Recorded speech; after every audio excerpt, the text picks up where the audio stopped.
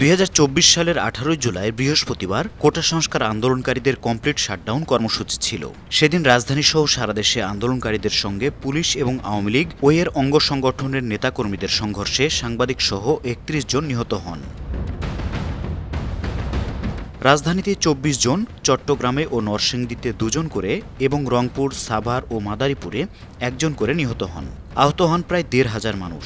সেদিন মেরুলবাড্ডায় শিক্ষার্থীদের ধাওয়ায় কানাডিয়ান ইউনিভার্সিটিতে আশ্রয় নেয় একদল পুলিশ।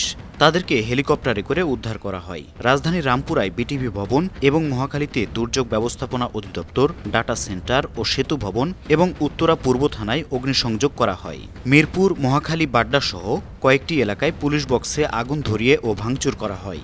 এদিন বেলা 12টা থেকে গভীর রাত পর্যন্ত ঢাকার সঙ্গে রেল যোগাযোগ বিচ্ছিন্ন ছিল।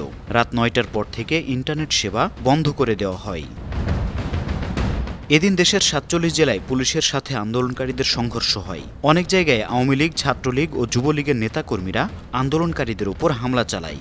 আইনশৃঙ্খলা ঠিক রাখতে এদিন ঢাকাসহ সারা দেশে 229 প্লাটুন বিজিবি মোতায়েন করা হয়।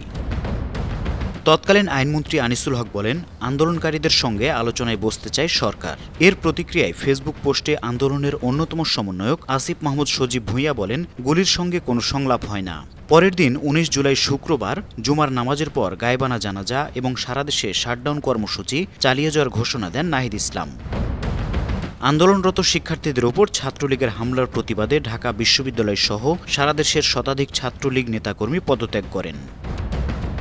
জাতিসংঘ মহাসচিবের মুখপাত্র স্টিফেন ডুজারিক বলেন, শান্তিপূর্ণ প্রতিবাদ করা মৌলিক মানবাধিকার। বাংলাদেশ সরকারের উচিত মানুষের এই অধিকার নিশ্চিত করা। আওয়ামী লীগ সাধারণ সম্পাদক ওবায়দুল কাদের বলেন, বিএনপি জামাতের প্রশিক্ষিত ক্যাডার বাহিনী তাণ্ডব চালাচ্ছে। তৎকালীন পররাষ্ট্রমন্ত্রী হাসান মাহমুদ বলেন, শিক্ষার্থীদের ঘাড়ে চেপে বসেছে BNP Jamaat. News desk, 52 TV.